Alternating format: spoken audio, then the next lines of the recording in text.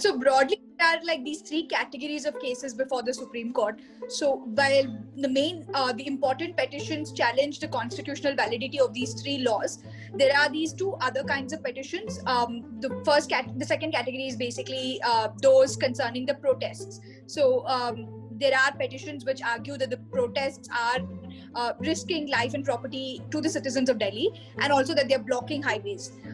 Then there is a third category of petitions, which is pretty much a reaction to the challenges that have been filed in the court against the farm laws. So these petitions ask the court's intervention to implement the laws.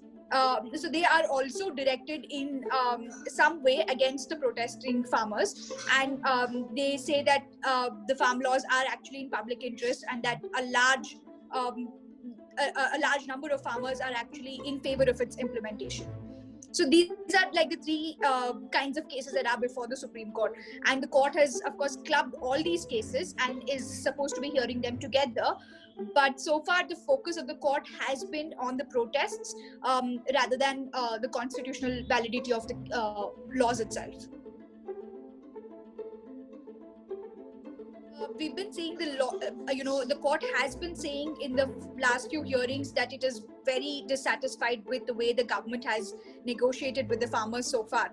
So on Monday, the court came down heavily against the government and said that none of the negotiations have yielded any results, and it indicated that it would be taking up the matter into its own hands.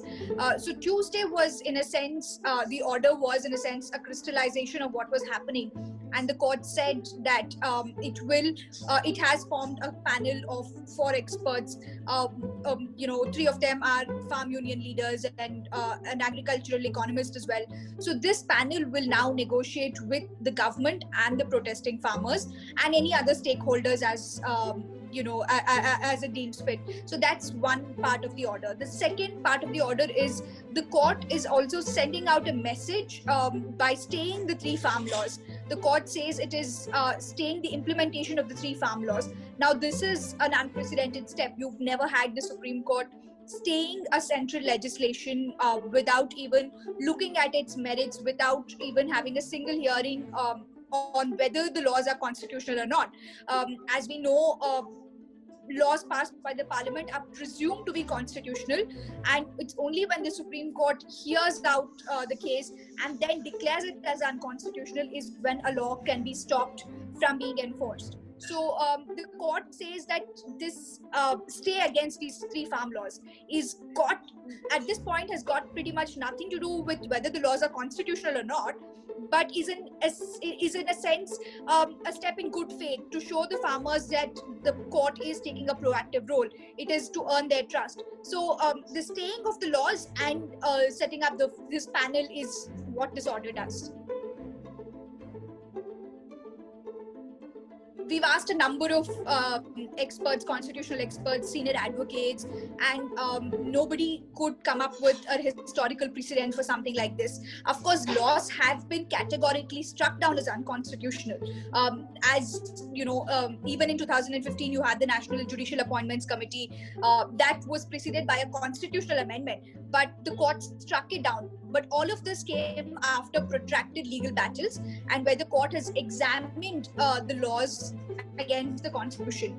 But in this case, the court, in an interior, just saying the laws cannot be implemented as of now, and the government sort of allowing the court to do this or not putting up so much of a resistance is completely unprecedented. It's never happened before. The intention of the court is to sort of give a peaceful end to these protests and give it a sense of direction. But again, the status of the committee, the mandate of the committee is largely unclear. The court says the committee will make its recommendations, and we don't know what the nature of such recommendations should be or in which direction the court is expecting the committee to look into.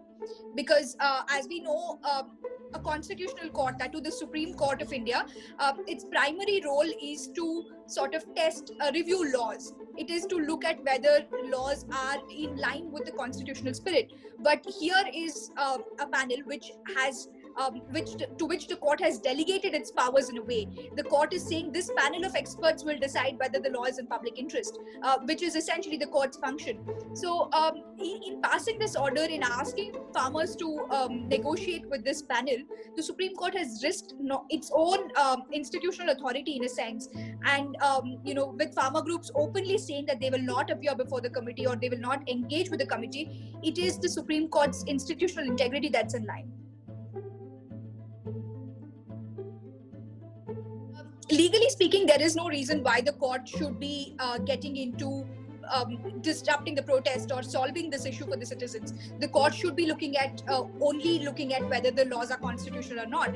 But if you look at how the Supreme Court has operated in the last few decades, it is in a big sphere of political activity. And this essentially, the idea of negotiating with the farmers is an executive job, and the Supreme Court is really stepping into that political realm of it. So that's what legal experts have also been pointing out, that there is nothing legal or constitutional about what the Supreme Court has been doing. It is completely a political function. When a law is stayed, as in when the Supreme Court says a law cannot be implemented, the stay operates for every other state. So no state should technically be allowed to implement the law. But here in this order, because of its unprecedented nature, the court is also not very clear in its order as to how the stay is going to be operationalized. States, for example, like Delhi, have accepted either one of the 3 farm laws and have implemented it. So now the court says we are staying the implementation and enforcement of the law, not the law itself. So it appears as if a citizen can go to court and say that enforcement of this law by, say, a state government is harming me and it shouldn't be. But because there is no technical stay on the law as such, on the constitutional validity of it, it is still going to be point of contention. So and the court has left this whole debate open-ended. It says we will hear the case again after 8 weeks. So we really don't know how this is going to work out.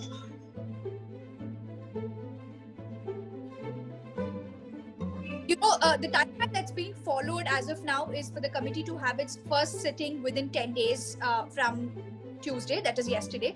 But otherwise, the committee has been told to come up with recommendations. So if the committee asks for more time, the court could consider that as well.